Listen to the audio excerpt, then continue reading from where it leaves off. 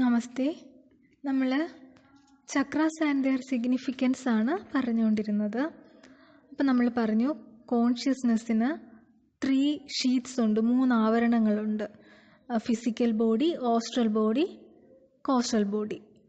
എന്നുവെച്ചാൽ സ്ഥൂല ശരീരം, സൂക്ഷ്മ ശരീരം, കാരണ ശരീരം. ഇതിൽ ഓസ്ട്രൽ ബോഡിയിൽ 7 എനർജി സെൻറ്റർ അല്ലെങ്കിൽ സൈക്കിക് സെൻറ്റേഴ്സ് ഉണ്ടെന്ന് പറഞ്ഞിരുന്നു. അപ്പോൾ ആ സൈക്കിക് സെൻറ്റർ അതാണ് നമ്മളിവിടെ ചക്രാസ് എന്ന് പറയുന്നത്. അപ്പോൾ ഇതിൽ ഏറ്റവും താഴെയുള്ള ചക്രമാണ് മൂലാധാര ചക്ര എന്ന് പറയുന്നത്. ഈ മൂലാധാര ചക്രയിലാണ് നമ്മളുടെ സൈക്കിക് എനർജി എന്ന് പറയുന്ന കുണ്ടലിനി ശക്തി ഇരിക്കുന്നത്.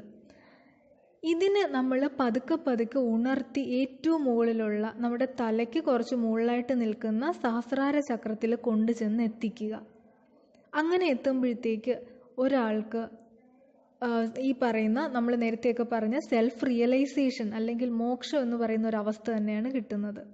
അതുകൂടാതെ ഈ എനർജി ഓരോ സെൻറ്റർ കടന്നു പോകുമ്പോഴും അയാൾക്ക് പലതരത്തിലുള്ള അനുഭവങ്ങൾ, പലതരത്തിലുള്ള ബെനിഫിറ്റ്സ്, കൂടാതെ ചില മിസ്റ്റിക്കൽ എക്സ്പീരിയൻസ് ഒരാൾക്കുണ്ടാകും.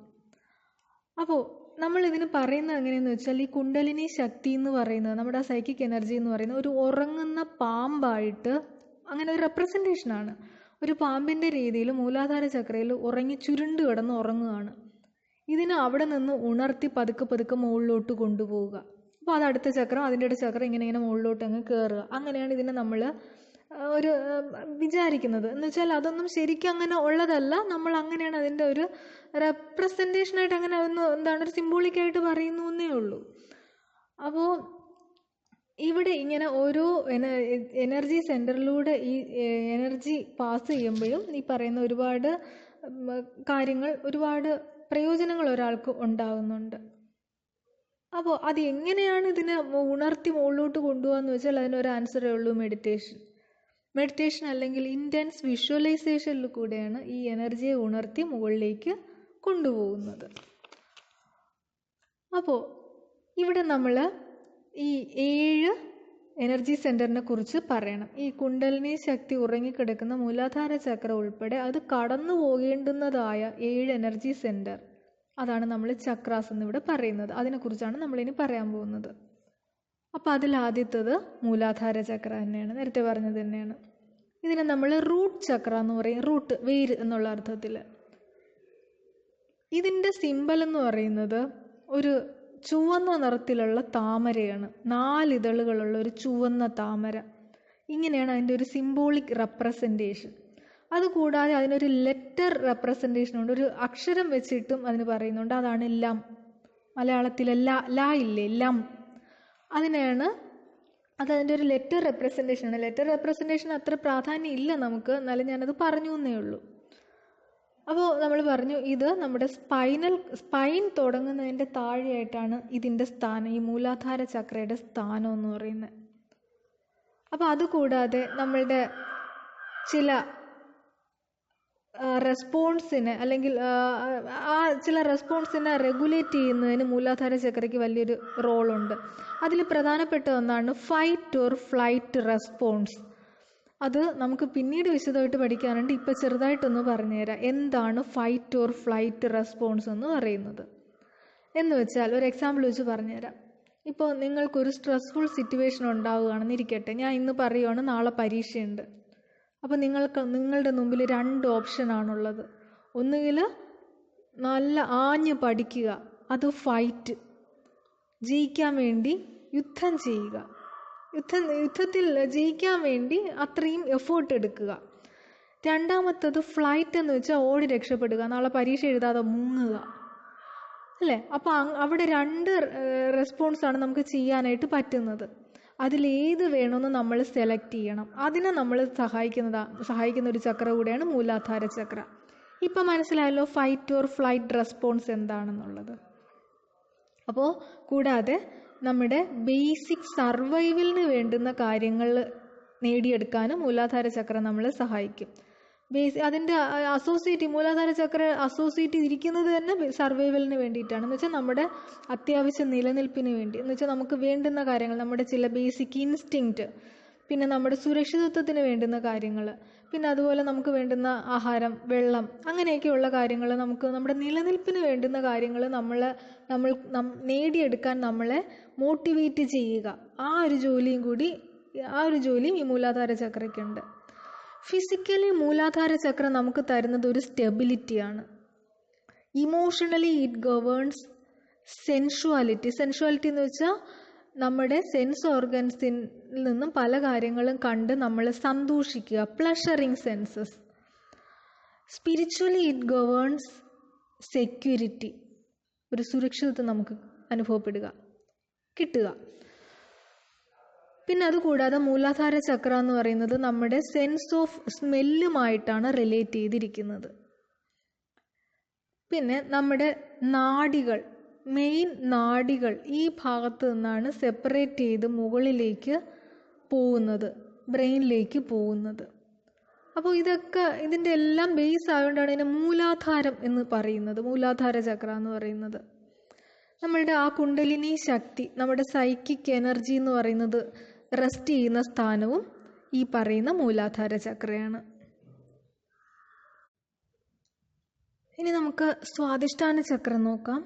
സ്വാധിഷ്ഠാന ചക്രം എന്ന് പറയുന്നത് മൂലാധാര ചക്രത്തിനേക്കാൾ കുറച്ച് ഇഞ്ച് അല്ലെങ്കിൽ സെൻറ്റിമീറ്റർ മുകളിലാണ് ഇതിൻ്റെ സ്ഥാനം. ഇതിൻ്റെ റെപ്രസെൻറ്റ് ചെയ്തേക്കുന്നതും ഒരു താമരയുമായിട്ടാണ്. താമരയാണ് ഇതിൻ്റെ റെപ്രസെൻറ്റേഷൻ, സിംബോളിക് റെപ്രസെൻറ്റേഷൻ. നടുക്ക് വെള്ള നിറത്തിലുള്ള ഇതളുകൾ, എന്നാൽ ഇതളുകൾ ഓറഞ്ച് നിറത്തിലുള്ള 6 ഇതളുകളുള്ള ഒരു താമരയായിട്ടാണ് ഇതിനെ റെപ്രസെൻ്റ് ചെയ്തേക്കുന്നത്. കൂടാതെ ആ നടുക്കുള്ള ആ ഭാഗത്ത് ഒരു ചന്ദ്രക്കലയുണ്ട്. അപ്പോൾ എന്തുകൊണ്ടാണ് ഇങ്ങനെ അതിന് റെപ്രസെൻറ്റേഷൻ കൊടുത്തേക്കുന്നതെന്നൊന്നും എനിക്കറിയില്ല. ഇങ്ങനെയാണ് അതിന് പറയുന്നത്. ഈ ചക്ര എന്ന് പറയുന്നത്, ഇതിൻ്റെ പ്രധാന ജോലി എന്ന് പറയുന്നത് റീപ്രൊഡക്ഷനാണ്. റീപ്രൊഡക്റ്റീവ് ഫങ്ഷനുമായിട്ടാണ് ഇത് അസോസിയേറ്റ് ചെയ്തിരിക്കുന്നത്. ഇതിൻ്റെ ലെറ്റർ റെപ്രസെൻ്റ് ചെയ്യുന്ന അക്ഷരം എന്ന് പറയുന്നത് വം ആണ്. മന്ത്ര എന്നൊക്കെ വേണമെങ്കിൽ പറയാം, വം. അപ്പോൾ നമ്മളുടെ ഒരുപാട് ഹോർമോൺ സെക്രീഷനെയും ഒക്കെ സഹായിക്കുന്ന, അല്ലെങ്കിൽ ആ ഒരു ഹോർമോൺ സെക്രീഷനെയൊക്കെ സഹായിക്കുന്ന ഒരു ചക്ര കൂടിയാണ് ഈ പറയുന്ന സ്വാധിഷ്ഠാന ചക്ര. പിന്നെ നമ്മളുടെ പല റിലേഷൻഷിപ്സ്, ആൾക്കാരുമായിട്ടുള്ള റിലേഷൻസ്, പിന്നെ ഒരാളിൻ്റെ വയലൻറ്റ് ബിഹേവിയർ, അഡിക്ഷൻസ്, പിന്നെ emotional needs, basic emotional needs, അതുകൂടാതെ പ്ലഷർ, ഇതുമായിട്ടൊക്കെ റിലേറ്റ് ചെയ്ത് വരുന്ന സംഭവമാണ് സ്വാധിഷ്ഠാന ചക്ര. ഫിസിക്കലി സ്വാധിഷ്ഠാന ചക്ര നമുക്ക് അല്ലെങ്കിൽ ഒരാൾക്ക് ഫിസിക്കലി അതിൻ്റെ ബെനിഫിറ്റ് എന്ന് പറയുന്നത് റീപ്രൊഡക്റ്റീവ് ഫങ്ഷനെ കൺട്രോൾ ചെയ്യുക, അല്ലെങ്കിൽ ആ ഒരു ഫങ്ഷൻ നടത്തുക എന്നുള്ളതാണ്. സൈക്കോളജിക്കലി ഇറ്റ് ഗവേൺസ് ക്രിയേറ്റിവിറ്റി, ഒരാളെ ക്രിയേറ്റീവ് ആക്കുന്നത് ഈ ഒരു ചക്രയാണ്. ഇമോഷണലി ഇറ്റ് ഗവേൺസ് ജോയ്, ഒരാൾക്ക് സന്തോഷം തരുന്നു. Spiritually it governs enthusiasm. അപ്പോൾ ഇതൊക്കെയാണ് ഈ സ്വാധിഷ്ഠാന ചക്രയുടെ മെയിൻ ജോലികളെന്ന് പറയുന്നത്. അതുകൂടാതെ ഈ സ്വാധിഷ്ഠാന ചക്ര അസോസിയേറ്റ് ചെയ്തിരിക്കുന്നത് സെൻസ് ഓഫ് ടേസ്റ്റുമായിട്ടാണ്, രുചി. അപ്പോൾ ഇത്രയാണ് ഈ സ്വാധിഷ്ഠാന ചക്രയെക്കുറിച്ച് നിങ്ങൾക്ക് പഠിക്കാൻ ഇത്രയാണ് ഉള്ളത്. അടുത്ത് നമുക്ക് മണിപൂര ചക്ര നോക്കാം. മണിപൂര ചക്ര എന്ന് പറയുന്നത് ഒരാളിൻ്റെ പൊക്കിളിൻ്റെ ഭാഗത്ത്, അതിൻ്റെ എന്ന് വെച്ചാൽ ആ നട്ടലിൻ്റെ ഭാഗത്ത് ഏതാണ്ട് ആ ഒരു ലെവലിലാണ് അതിൻ്റെ സ്ഥാനം എന്ന് പറയുന്നത്, മണിപൂര ചക്രയുടെ സ്ഥാനം എന്ന് പറയുന്നത്. അപ്പോൾ ഇതെന്ന് പറയുന്നത്, ഇതിൻ്റെ സിമ്പൽ എന്ന് പറയുന്നത് നേരത്തെയൊക്കെ പറഞ്ഞ പോലെ താമര തന്നെയാണ്. പക്ഷേ ഈ താമരയ്ക്ക് ഒരു പ്രത്യേകതയുണ്ട്. ഇതിൻ്റെ ഉള്ളിൽ ഒരു ഡൗൺവേർഡ് പോയിൻറ്റിങ് ട്രയാങ്കിളുണ്ട്, താഴോട്ട് പോയിൻ്റ് ചെയ്തിരിക്കുന്ന ഒരു ത്രികോണം.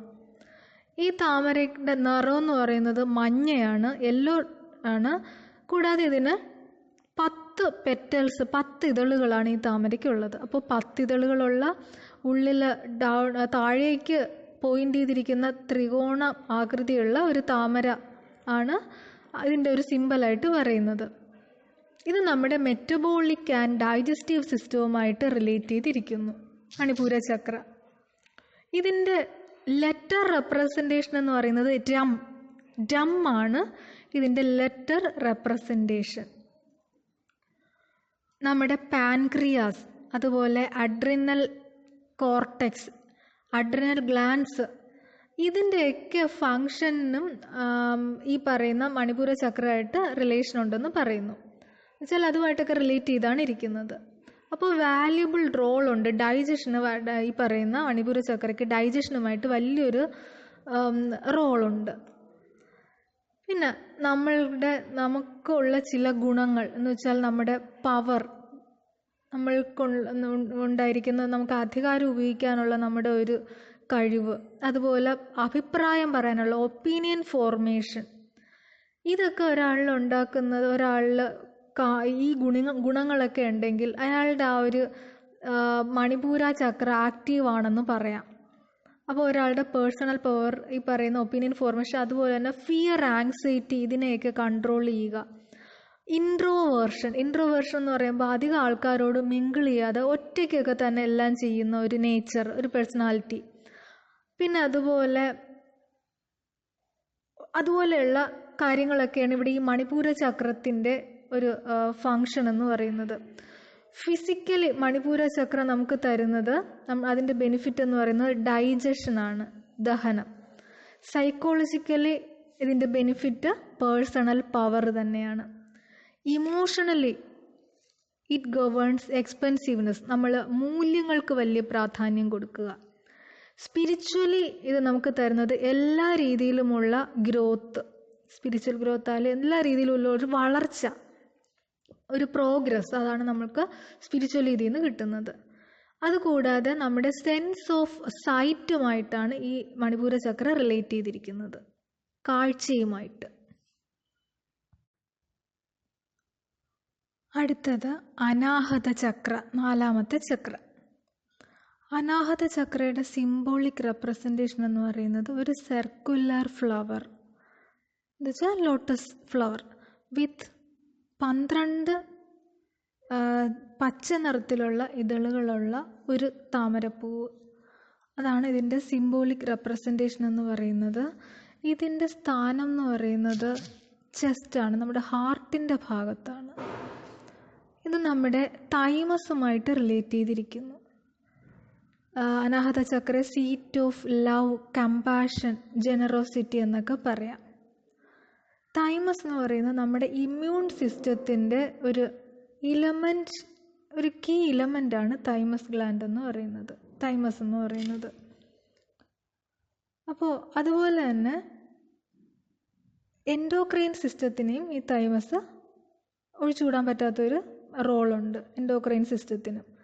അപ്പോൾ ഈ തൈമസിനായിട്ട് റിലേറ്റ് ചെയ്താണ് അനാഹത ചക്രം വരുന്നത്. അതുകൊണ്ട് തന്നെ ഇമ്മ്യൂൺ സിസ്റ്റത്തിനും എൻഡോക്രൈൻ സിസ്റ്റത്തിനും അനാഹത ചക്രയ്ക്കൊരു റോളുണ്ട്.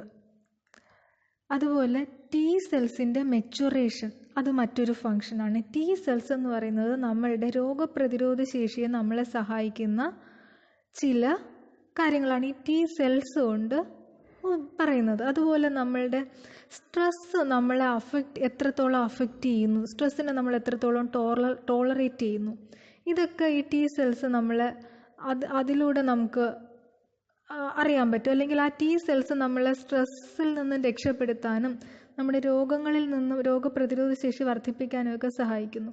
അപ്പോൾ അതിനെയും ഈ ടി സെൽസിൻ്റെ മെച്ചുറേഷനെയും അനാഹത ചക്ര കൺട്രോൾ ചെയ്യുന്നുണ്ട്. അതുപോലെ ഇതിൻ്റെ കളർ നമ്മൾ ഗ്രീൻ ആണെന്നാണ് പറഞ്ഞത്, പക്ഷെ ചില ആൾക്കാർ പിങ്ക് ആണെന്നും പറയുന്നുണ്ട്. എന്നാലും അനാഹത എന്ന് പറയുന്ന related to the colour of green ആണ് നമ്മൾ സാധാരണ രീതിയിൽ പറയുന്നത്. ഇതിൻ്റെ ലെറ്റർ റെപ്രസെൻറ്റേഷൻ എന്ന് പറയുന്നത് യം ആണ് ഇതിൻ്റെ അക്ഷരം വെച്ചിട്ടുള്ള അക്ഷരമന്ത്രം എന്ന് പറയുന്നത്. പിന്നെ അതുപോലെ തന്നെ അനാഹത ചക്ര എന്ന് പറയുമ്പോൾ നമ്മുടെ കോംപ്ലക്സ് ഇമോഷൻസ്, കമ്പാഷൻ, പിന്നെ അതുപോലെ അൺകണ്ടീഷണൽ ലവ് എന്ന് വെച്ചാൽ ഇതെല്ലാം ഏതാണ്ട് ഒരേ ലെവലിൽ വരുന്നതാണ്. കമ്പാഷനും അൺകണ്ടീഷണൽ ലവ്, ഇമോഷൻ, കോംപ്ലക്സ് ഇമോഷനിലൊക്കെ ഇതെല്ലാം ഒന്നിച്ച് വരുന്നതാണ്. എന്ന് വെച്ചാൽ ഒന്നും പ്രതീക്ഷിക്കാതെ നമ്മൾ ആരെങ്കിലും സ്നേഹിക്കുക, ഒരു കമ്പാഷൻ ഉണ്ടാക്കുക, അതൊക്കെ ഇതിൻ്റെ ഒരു കീ ഫങ്ഷനായിട്ട് പറയാം. അതുപോലെ നമ്മളൊരു ഇക്വിലിബ്രിയം ഉണ്ടാക്കുക, നമ്മളൊരു നല്ലൊരു വെൽ ബീയിങ് ആയിട്ട് നിലനിർത്തുക, ഇതൊക്കെയാണ് അനാഹത ചക്രയുടെ മെയിൻ ഫങ്ഷൻ. ഫിസിക്കലി അനാഹത ചക്ര എന്ന് പറയുന്നത് ബ്ലഡ് സർക്കുലേഷനുമായിട്ട് റിലേറ്റ് ചെയ്തിരിക്കുന്നു. ഒന്നാമത് ഹൃദയത്തിലാണ് ഇതിൻ്റെ സ്ഥാനം. അതുകൊണ്ട് ബ്ലഡ് സർക്കുലേഷനാണ് ഇതിൻ്റെ ഒരു physical function. Emotionally it governs unconditional love. അതുതന്നെയാണ്, നിസ്വാർത്ഥമായിട്ടുള്ള സ്നേഹമാണ് ഇമോഷണലി അനാഹത ചക്ര നമുക്ക് തരുന്നത്. അതുപോലെ psychologically it governs passion. Passion എന്ന് പറഞ്ഞാൽ അത് തീവ്രമായിട്ടുള്ള എന്തിനോടെങ്കിലും ഉള്ള ഒരു തീവ്രമായിട്ടുള്ള സ്നേഹം, അതാണ് പാഷൻ എന്ന് പറയുന്നത്. അപ്പോൾ സൈക്കോളജിക്കലി ആ ഒരു പാഷൻ നമ്മളിൽ ഉണ്ടാക്കുന്നു. സ്പിരിച്വലി ഇറ്റ് ഗവേൺസ് ഡിവോഷൻ, ഭക്തി ഉണ്ടാക്കുന്നു. അപ്പോൾ ഇത് എല്ലാം നമുക്ക് നോക്കുമ്പോൾ അറിയാം, ഫിസിക്കലും സൈക്കോളജിക്കലും സ്പിരിച്വലും എല്ലാം ഏതാണ്ട് ഒരേ ലെവലിൽ തന്നെയാണ് നിൽക്കുന്നത് അല്ലേ. ഇത് കൂടാതെ അനാഹത ചക്ര എന്ന് പറയുന്നത് നമ്മുടെ സെൻസ് ഓഫ് ടച്ചുമായിട്ടാണ് റിലേറ്റ് ചെയ്തിരിക്കുന്നത്.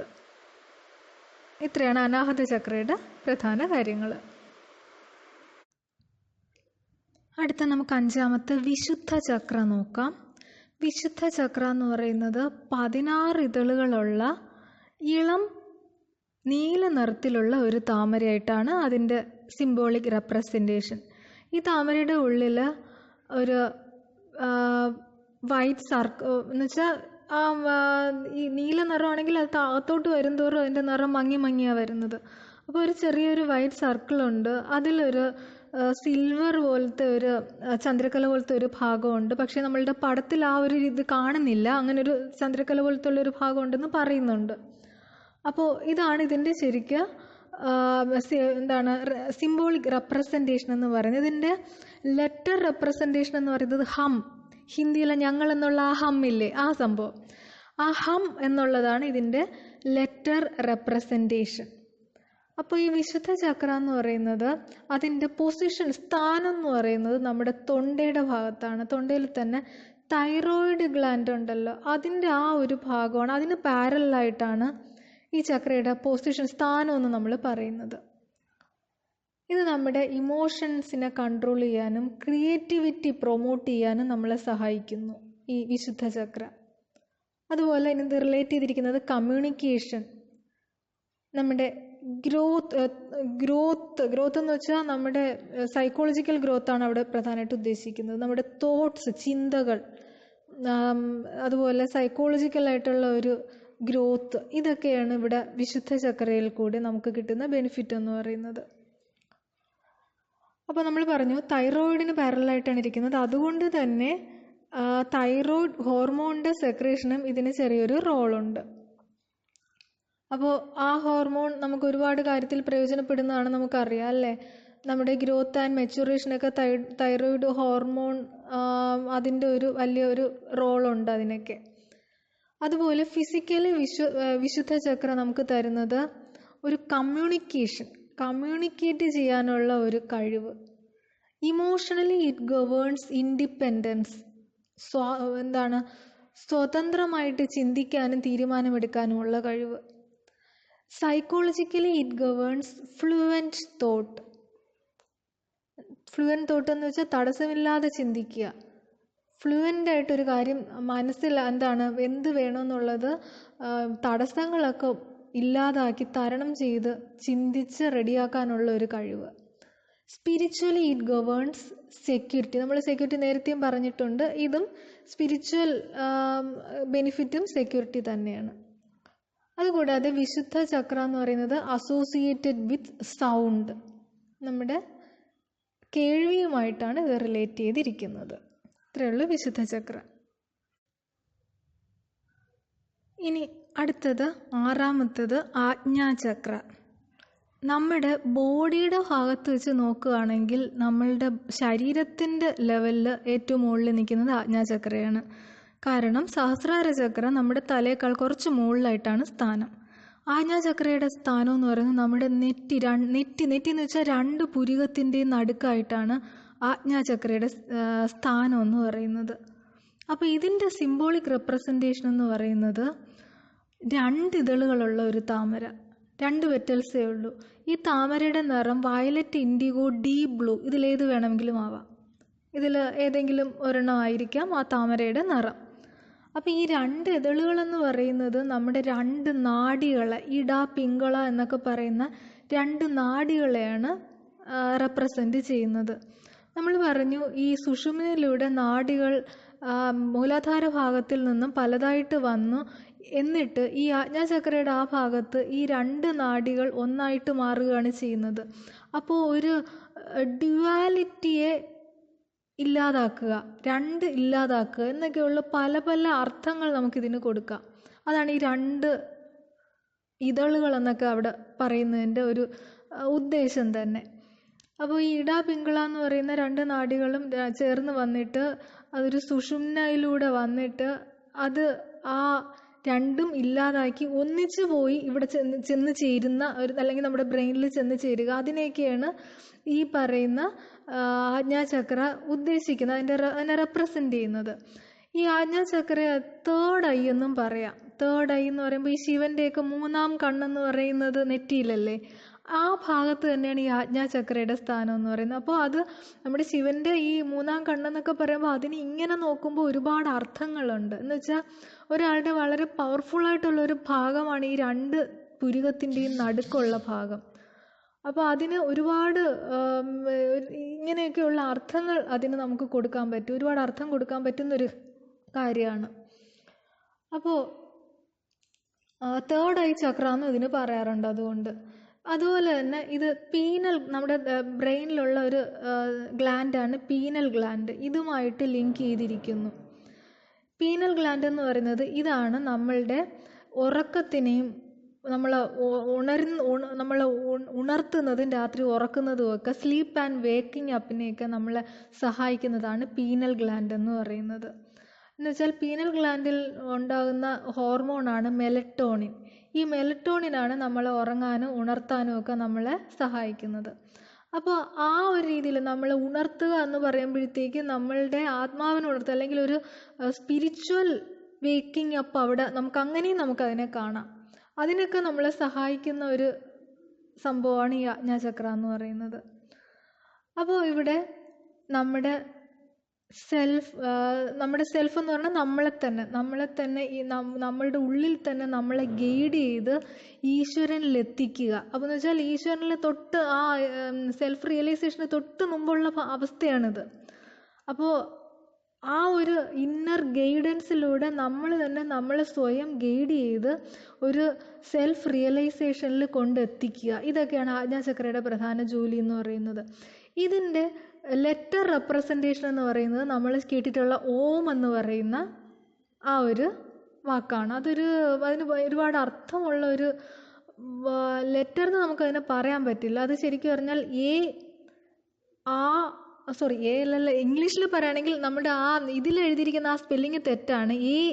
അതിൽ OM എന്ന് എന്തുവാണ് കിടക്കുന്നത്, അതിൻ്റെ സ്പെല്ലിങ് ശരിക്കും അങ്ങനെയല്ല. AUM ആ ഒരു രീതിയിലാണ് അതിൻ്റെ സ്പെല്ലിങ് വരുന്നത്. UMA ഇത് 3ഉം കൂടെ ചേർന്നാണ് ഓം എന്ന് പറയുന്നത്. അല്ലാതെ OHM എന്നും OM എന്നും ഒക്കെ ഓമിന് എഴുതുന്നത് തെറ്റാണ്. ഇംഗ്ലീഷിലാണെങ്കിൽ AUM.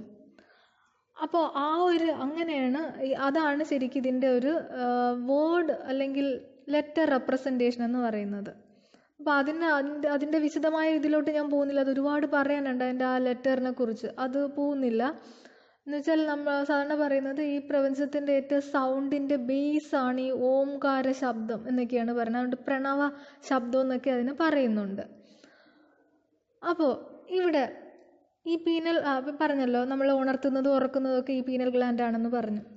അപ്പോൾ അതുപോലെ തന്നെ നമ്മളൊരു ഇന്നർ ഗൈഡൻസ് തരുന്നുണ്ട്. അതുപോലെ നമ്മളൊരു ഇൻറ്റ്യൂഷൻ, ഉൾക്കാഴ്ച നമ്മളിൽ ഉണ്ടാക്കി തരുന്നത് ഈ ആജ്ഞാചക്രയാണ്. സൈക്കോളജിക്കലി ഇത് നമുക്കൊരു വിഷ്വൽ കോൺഷ്യസ്നെസ് തരുന്നുണ്ട്. ഇമോഷണലി നമുക്ക് നമുക്ക് ഇതിലൂടെ കിട്ടുന്നത് ക്ലാരിറ്റിയാണ്. ക്ലാരിറ്റി ഒരു ഇൻറ്റ്യൂട്ടീവ് ലെവലിൽ നമ്മൾക്കൊരു ഉൾക്കാഴ്ച ഉണ്ടാക്കി തരുന്നുണ്ട്. അതുപോലെ പലതരത്തിലുള്ള കോഗ്നിറ്റീവ് ഫങ്ഷൻസിൻ്റെ സീറ്റ് കൂടിയാണ് ഈ ആജ്ഞാചക്ര. ഇത്രയാണ് ആജ്ഞാചക്രയെക്കുറിച്ചുള്ളത്. നമുക്കിനി അവസാനത്തെ സഹസ്രാര ചക്രയിലേക്ക് പോവാം. സഹസ്രാര ചക്ര എന്ന് പറയുന്നത് അത് നമ്മളെ ഒരു കോസ്മിക് ഇൻ്റലിജൻസിലേക്ക് നമ്മളെ കൊണ്ട് എത്തിക്കുന്ന ഒരു ഭാഗമാണ്. നമ്മൾ പറഞ്ഞു ഈ ചക്രങ്ങളെല്ലാം നമ്മുടെ ഓസ്ട്രൽ ബോഡിയിൽ സൂക്ഷ്മ ശരീരത്തിലാണ് കാണുന്നത്. ഈ സൂക്ഷ്മ ശരീരം എന്ന് പറയുന്നത് നമ്മുടെ ഫിസിക്കൽ ബോഡിയുടെ അകത്തും പുറത്തും വ്യാപിച്ച് നിൽക്കുന്നതാണ്. അപ്പോൾ അങ്ങനെ പറയുമ്പോൾ നമ്മുടെ ഈ കാണുന്ന ശരീരത്തിനേക്കാൾ വെളിയിലേക്ക് ഇത് വ്യാപിച്ചിരിക്കുന്നു. അപ്പോൾ ഈ സൂക്ഷ്മ ശരീരത്തിൻ്റെ ഏറ്റവും മുകളിലാണ്, തലയുടെ ഭാഗത്ത് മുകളിലാണ് ഈ സഹസ്രാര ചക്രം വരുന്നത്. അങ്ങനെ നോക്കുമ്പോൾ ഇത് നമ്മുടെ ഫിസിക്കൽ ഹെഡിനേക്കാൾ കുറച്ച് മുകളിലായിട്ടാണ് ഇതിൻ്റെ സ്ഥാനം. നമ്മൾ ഫിസിക്കൽ ഹെഡിൻ്റെ ഇത് പറയുകയാണെങ്കിൽ കുറച്ച് മുകളിലായിട്ടായിരിക്കും ഈ സഹസ്രാര ചക്രയുടെ സ്ഥാനം എന്ന് പറയുന്നത്. സഹസ്രം എന്ന് പറഞ്ഞാൽ എത്രയാണ്? 1000. അപ്പോൾ ഇത് പേര് പറയുന്നത് പോലെ തന്നെ 1000 മെതളുകളുള്ള ഒരു താമര, അങ്ങനെയാണ് അതിൻ്റെ റെപ്രസെൻ്റ് ചെയ്തേക്കുന്നത്. ഈ താമരയുടെ നിറം എന്ന് പറയുന്നത് പലതരത്തിൽ പറയുന്നുണ്ട്. ചിലതിൽ പറയുന്നുണ്ട് മൾട്ടി കളറാണെന്ന്, ചിലതിൽ വൈറ്റ് എന്ന് പറയുന്നുണ്ട്, പിന്നെ ഡീപ്പ് ഇൻഡിഗോ, ഡീപ്പ് ബ്ലൂ എന്നാണെന്നൊക്കെ പറയുന്നുണ്ട്. അത് നമുക്ക് നമ്മുടെ രീതിയിൽ അങ്ങ് എടുക്കാം. തൽക്കാലം എങ്ങനെയെന്ന് വെച്ചാൽ നമുക്കത് പറയാൻ പറ്റില്ല. ഇപ്പോൾ പലരും പല രീതിയിലാണ് പറഞ്ഞേക്കുന്നത്. ഞാൻ ഇതിൽ തന്നേക്കുന്നതിൽ ബ്ലൂ ആണ് കിടക്കുന്നത് അല്ലേ, ഒരു വയലറ്റ് ആണ് കിടക്കുന്നതെന്ന് തോന്നുന്നു. പക്ഷേ അത് കുറച്ചുകൂടെ അതിന് യോജിക്കുന്നത് എൻ്റെ അഭിപ്രായത്തിൽ വൈറ്റ് ആവാനാണ് സാധ്യതയെന്ന് തോന്നുന്നു. എന്ന് വെച്ചാൽ വെള്ളയിൽ എല്ലാം ഉണ്ടെന്നും ഒന്നും ഇല്ലെന്നും ഒക്കെ പറയാം. അപ്പോൾ ആ ഒരു രീതിയിൽ വൈറ്റ് ആയിരിക്കും കുറച്ചുകൂടി ഇതിന് ചേരുന്നതെന്നാണ് എനിക്ക് തോന്നിയിട്ടുള്ളത്. അപ്പോൾ ഇത് നമ്മുടെ പ്യുവർ കോൺഷ്യസ്നെസ് ആണ് ഈ സഹസ്രാര ചക്ര. ഇവിടെ എത്തിക്കഴിഞ്ഞാൽ പിന്നെ നമുക്ക് എത്തിച്ചേരാൻ വേണ്ടി വേറൊന്നുമില്ല. അപ്പോൾ ആ മോക്ഷം, സെൽഫ് റിയലൈസേഷൻ എന്നൊക്കെ പറയുന്ന ആ ഒരു അവസ്ഥയാണ് നമ്മുടെ ഈ സഹസ്രാര ചക്രയിൽ നമ്മളുടെ കുണ്ടലിനി എനർജി എത്തുമ്പോൾ കിട്ടുന്നത്. അപ്പോൾ അവിടെ എത്തിക്കഴിഞ്ഞാൽ എന്താണ് നമ്മൾ, എന്ത് അവസ്ഥയിലാണ്, അത് നമ്മൾ എന്തൊരു ഒബ്ജക്റ്റീവായിട്ടോ സബ്ജക്റ്റീവായിട്ടോ ഒന്നും നമുക്കത് പറയാൻ പറ്റില്ല. അപ്പോൾ അങ്ങനത്തെ ഒരു വളരെയധികം ഒരു സന്തോഷമാണ് ഒരാൾക്ക് ആ സമയത്ത് ഫീൽ ചെയ്യുന്നത്. അപ്പോൾ ഇതെന്ന് പറയുന്നത് ഒരു സുപ്രീം എനർജി തന്നെ, ആ സമാധി എന്നൊക്കെ പറയുന്ന ആ ഒരു ലെവലിൽ നമ്മൾ എത്തിച്ചേർന്നിരിക്കുകയാണ് ഈ സഹസ്രാര ചക്രയിൽ നമ്മളുടെ ആ കുണ്ടലിനി ശക്തി എത്തുമ്പോൾ. അപ്പോൾ ഇത് താമരയുടെ 1000 ഇതിലുള്ള താമര എന്ന് പറഞ്ഞ പോലെ ഇത് തലയുടെ മുകളിലായതുകൊണ്ട് ഇതൊരു ക്രൗൺ ആയിട്ട് നമുക്കിതിനെ പറയാം. അപ്പോൾ ഇതിനെ ക്രൗൺ ചക്ര എന്നും പറയുന്നുണ്ട്. നമ്മുടെ തലയുടെ മുകളിൽ ഒരു കിരീടം വെച്ചേക്കുന്ന രീതിയിലും ഇതിനെ കാണുന്നതുകൊണ്ടാണ് ക്രൗൺ ചക്ര എന്നൊക്കെ പറയുന്നത്. ഒരു കിരീടം പോലെയാണ് ഇത് കാണുന്നത്. അപ്പോൾ ഇത് നമ്മളിലൊരു ഇന്നർ വിസ്ഡം നമുക്ക് തരുന്നുണ്ട്. നമ്മൾ ആ എത്തേണ്ട സ്ഥലത്ത് എത്തിക്കഴിഞ്ഞു. നമ്മുടെ ശരീരം അവിടെ ഉണ്ടായിരിക്കാം, ഇല്ലായിരിക്കാം, ശരീരത്തിന് വലിയ പ്രാധാന്യമില്ല. ആ നോട്ടിൽ ഡെത്ത് ഓഫ് ദ ബോഡി എന്നൊരു സംഭവം എഴുതിയിട്ടുണ്ട്. അത് നമ്മൾ ശരീരത്തിൻ്റെ മരണമെന്ന് വിചാരിക്കേണ്ട, അത് ശരീരം ഉള്ളതും ഇല്ലാത്തതും അവിടെ ഒരുപോലാണ്. ഈ സഹസ്രാര ചക്രത്തിൽ ഒരാളുടെ ആ ഒരു ലെവൽ എത്തിക്കഴിഞ്ഞാൽ പിന്നെ ബോഡിയെക്കുറിച്ച് അവിടെ വലിയ പ്രാധാന്യമില്ല. ബോഡി അയാൾക്ക് ഉണ്ടെങ്കിലും ഇല്ലെങ്കിലും കണക്കാണ്. എന്നുവെച്ചാൽ അയാൾ എത്തേണ്ട ആ ഒരു അവസ്ഥയിൽ എത്തിക്കഴിഞ്ഞു, ആ മോക്ഷം അല്ലെങ്കിൽ സമാധി എന്ന് പറയുന്ന അവസ്ഥയിൽ എത്തിക്കഴിഞ്ഞു. അപ്പോൾ അങ്ങനെ മാത്രമേ നമ്മൾ ആ death of the body, inner wisdom and the death of the body എന്നുള്ള സെൻറ്റൻസിന് ആ രീതിയിലേ നമ്മൾ എടുക്കാവുള്ളൂ, അല്ലാതെ ശരീരത്തിൻ്റെ മരണം എന്നുള്ള രീതിയിൽ കാണരുത്. അപ്പോൾ ഇവിടെ നമ്മളുടെ എല്ലാ കർമ്മങ്ങളും, എല്ലാ ഫിസിക്കൽ ആക്ഷനും അവിടെ തീർന്നു കഴിഞ്ഞു. ആ ഒരു മെഡിറ്റേഷനിൽ കൂടെ നമ്മുടെ ആ കർമ്മങ്ങളെല്ലാം അവിടെ കംപ്ലീറ്റ് ആയി കഴിഞ്ഞു. പിന്നെ നമ്മൾ ആ ഒരു യൂണിവേഴ്സൽ കോൺഷ്യസ്നെസ്സിൽ അവിടെ അതിലോട്ട് നമ്മളങ്ങ് എത്തുകയാണ് ചെയ്യുന്നത്. അവിടെ ഫിസിക്കൽ ആക്ഷൻ എന്ന് പറയുന്നത് ആ ഒരു യൂണിവേഴ്സൽ കോൺഷ്യസ്നെസ്, ഒരു യൂണിറ്റി, ഈശ്വരനുമായിട്ടുള്ളൊരു അതുമായിട്ട് യുണൈറ്റ് ചെയ്ത് നിൽക്കുക, അത് മാത്രമേ അവിടെ ഉള്ളൂ. ഇതിൻ്റെ ഒരു ഇമോഷണൽ ആക്ഷൻ എന്ന് പറയുന്നത് ബീയിങ്നെസ്, ആ സുപ്രീം പവറുമായിട്ടുള്ളൊരു ബീയിങ്നെസ്, അതുമായി ചേർന്ന് നിൽക്കുക. ബെനിഫിറ്റ് എന്നല്ല, വേറൊരു കാര്യം ശ്രദ്ധിച്ചാൽ ഇവിടെ ഒന്നും നമ്മൾ സൈക്കോളജിക്കൽ ബെനിഫിറ്റ്, ഇമോഷണൽ ബെനിഫിറ്റ് എന്നൊന്നും അല്ല പറയുന്നത്, ആക്ഷൻ എന്നാണ് പറയുന്നത്. എന്ന് വെച്ചാൽ എത്തിക്കഴിഞ്ഞ് ഇനി അത് ബെനിഫിറ്റ് എന്നുള്ള രീതിയിൽ നമുക്ക് പറയാനില്ല. അപ്പോൾ അതുകൊണ്ടാണ് ആ ആക്ഷൻ എന്നുള്ള രീതിയിൽ പറയുന്നത്. അപ്പോൾ ഇത്രയൊക്കെ, ഇത് ഒരുപാട് പറയാനുള്ളത്. ഈ സഹസ്രാര ചക്രത്തിനെ കുറിച്ച് വേണമെങ്കിൽ ഒരു ബുക്ക് തന്നെ എഴുതാൻ വേണ്ടിയിട്ടുള്ള കാര്യങ്ങളുണ്ട്. പക്ഷേ നമുക്ക് അത്രയൊന്നും വേണ്ടാത്തതുകൊണ്ട് ഇത്രയും ഞാനിവിടെ പറയുന്നുള്ളൂ. അപ്പോൾ ഇത്രയാണ് നമ്മുടെ ചക്രാസ് ആൻഡ് ദെയർ സിഗ്നിഫിക്കൻസ്. നന്നായിട്ട് പഠിക്കുക.